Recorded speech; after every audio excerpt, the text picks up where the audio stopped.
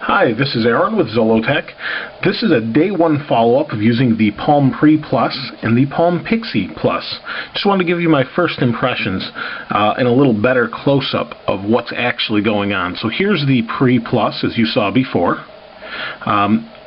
One thing, I get a little bit confused using this because there's no button here down here anymore. On the Sprint derivative of this, there was a button, and it kind of signified that's the bottom, and because you've got a little protruding earpiece here, it feels more like that's the bottom until you do that, of course. As you can see, this is a little bit bigger than the Pixie, but everyone I've shown this to today has basically said they like the Pixie better. Despite its slightly slower speed and smaller screen, they like the tactile keyboard better. I have to say I like the keyboard better on the Pixie, even though it is a little bit smaller. You can see here. I do like the smaller form factor.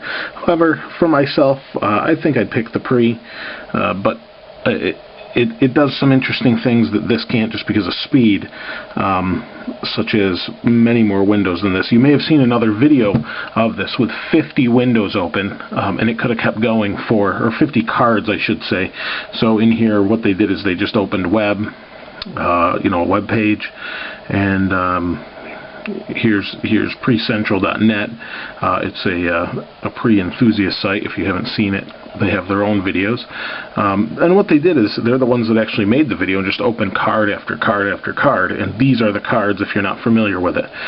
You can hit different things and open multiple programs or multitask with it, unlike the iPhone. That's one big advantage this has. So you can go back and forth between cards, a couple different gestures you learn, and we'll show you those later. Initial impressions on battery life. The Pre still isn't the greatest on battery life. To give you an idea, my iPhone gets charged basically on my way to work and home, which is a total of about 30 minutes. This, I did charge today, and then you can see the battery in the upper right. It has a pretty good charge. It says 71% is left. I didn't fully charge it. It's doing okay with moderate use. This has had heavy use, and one thing that really drains the battery is it's connected to AOL Instant Messenger all the time. And so what I did is I turned that off, but everything else is still left on. So we dragged to unlock, and what I did is I took a note of this evening. Now it's pretty late in the morning. It's probably about 1:30 almost, or it's 1:42 a.m. I work a weird shift, got out, came here to check this out, and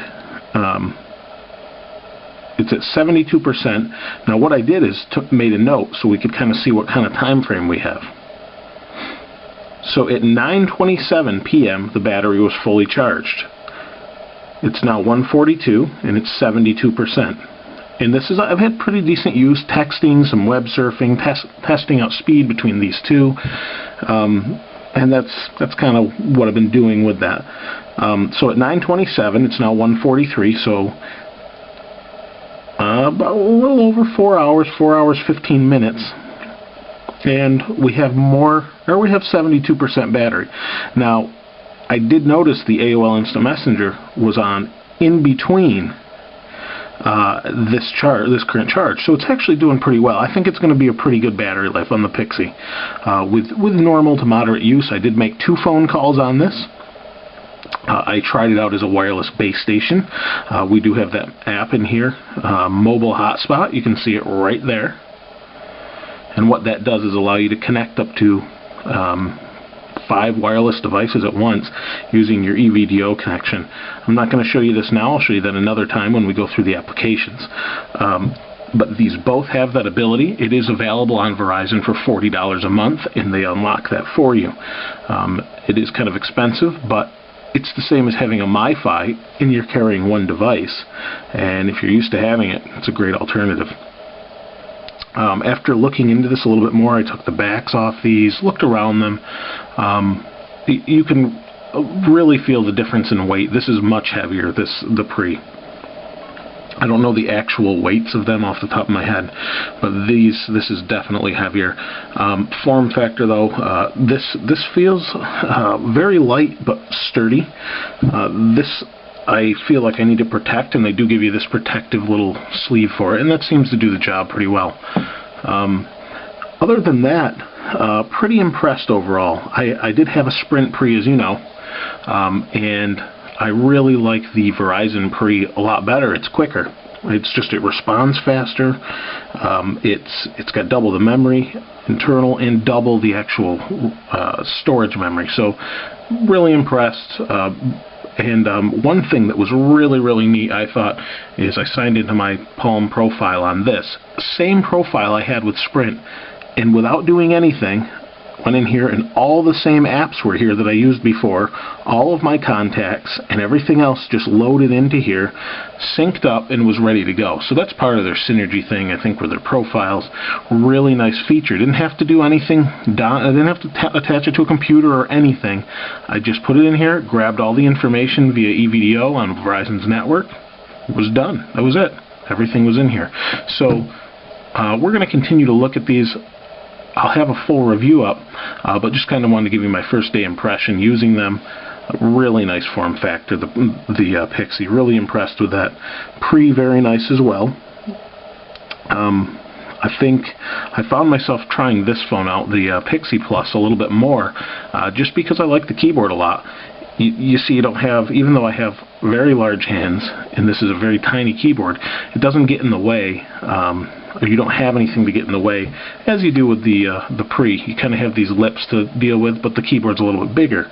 So there's some trade-offs and things, but the feedback on this keyboard is really good. It's really nice.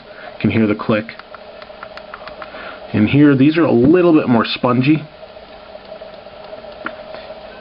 and really like them. Love WebOS. In my opinion, now I'll probably get a lot of flack for this. I've used a few Android phones. I've used WebOS phones more than this is I've had one my own for 2 weeks. Use these. I like WebOS better than Android for usability. For someone that wants to kind of hack and get into things, I would say pick Android. But next to the iPhone myself, I'm going to pick WebOS. I know it has less apps, but I really like the operating system, and I think it's really sleek. It's innovative. It does some things well that I would use, and it's a great overall messaging phone, especially the Pixie Plus. So again, check them out. We'll continue our coverage of this and continue to show you what we think. Call quality, by the way, on the Pixie Plus is really good. I was impressed. I would dare say it's better than, well, it's Verizon. It's better than AT&T. However, the earpiece I thought was better than the iPhone. That's just my opinion, but I think it sounds a little bit better. It may just be the lack of quality on the network, but I was impressed with the call quality and speed so far of EVDO is phenomenal. I'm going to do some more tests with that, and we'll show you some more, like I said, in the coming days. This is Aaron with Zollotech. We'll see you next time.